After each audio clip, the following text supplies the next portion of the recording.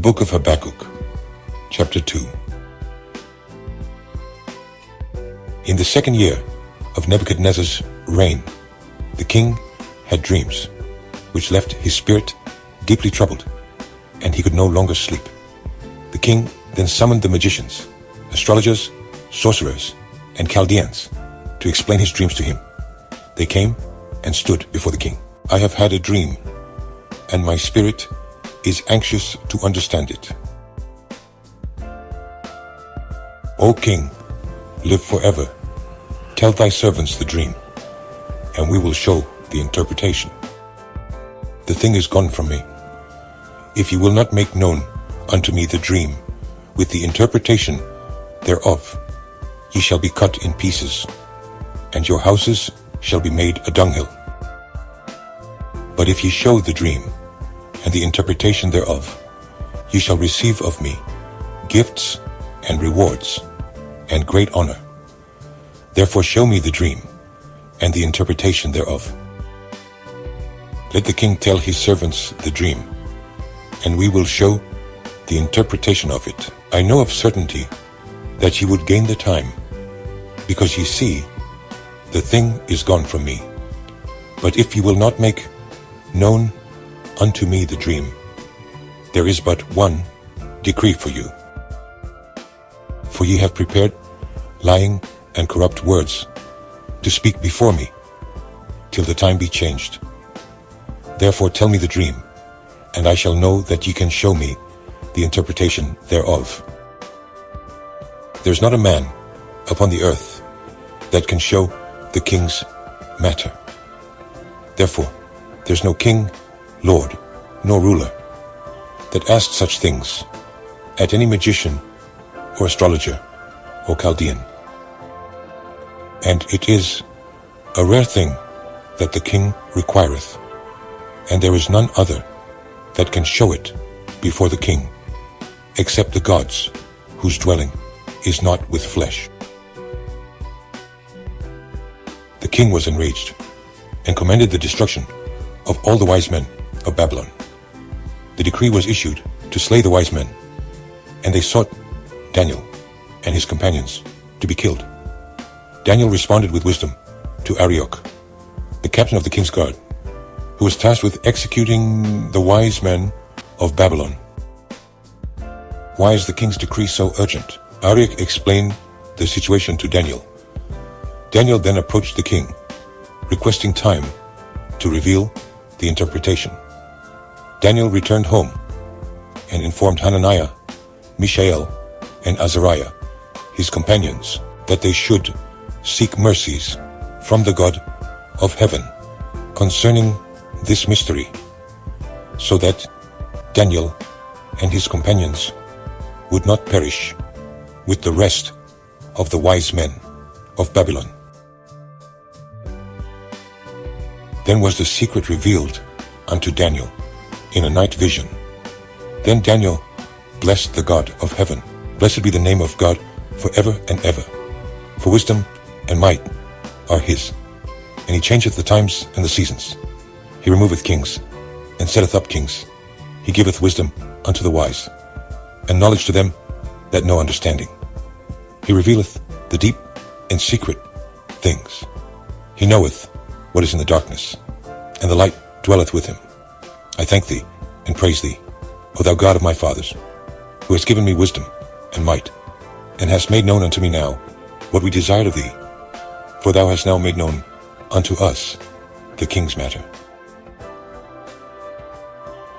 Therefore Daniel went in unto Arioch, whom the king had ordained to destroy the wise men of Babylon. He went and said thus unto him, "Destroy not the wise men of Babylon.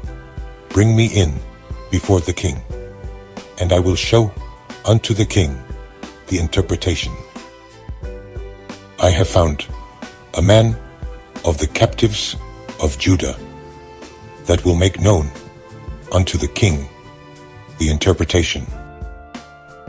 Art thou able to make known unto me the dream which I have seen, and the interpretation thereof?" the secret which the king hath demanded, cannot the wise men, the astrologers, the magicians, the soothsayers show unto the king. But there is a God in heaven that revealeth secrets, and maketh known to the king Nebuchadnezzar what shall be in the latter days. Thy dream and the visions of thy head upon thy bed are these. As for thee, O king, thy thoughts came into thy mind upon thy bed, what should come to pass hereafter. And he that revealeth secrets maketh known to thee what shall come to pass. But as for me, this secret is not revealed to me for any wisdom that I have more than any living, but for their sakes that shall make known the interpretation to the king, and that thou mightest know the thoughts of thy heart. Thou, O king, sawest, and behold, a great image. This great image, whose brightness was excellent, stood before thee, and the form thereof was terrible. This image's head was of fine gold, his breast and his arms of silver, his belly and his thighs of brass, his legs of iron, his feet part of iron and part of clay. Thou sawest till that a stone was cut out without hands, which smote the image upon his feet that were of iron and clay, and brake them to pieces. Then was the iron, the clay, the brass, the silver, and the gold broken to pieces together, and became like the chaff of the summer threshing floors, and the wind carried them away, that no place was found for them. And the stone that smote the image became a great mountain, and filled the whole earth. This is the dream, and we will tell the interpretation thereof before the king. Thou, O king, art a king of kings, for the God of heaven hath given thee a kingdom, power, and strength, and glory. And wheresoever the children of men dwell, the beasts of the field and the fowls of the heaven hath he given into thine hand, and hath made thee ruler over them all. Thou art this head of gold. And after thee shall arise another kingdom inferior to thee, and another third kingdom of brass, which shall bear rule over all the earth.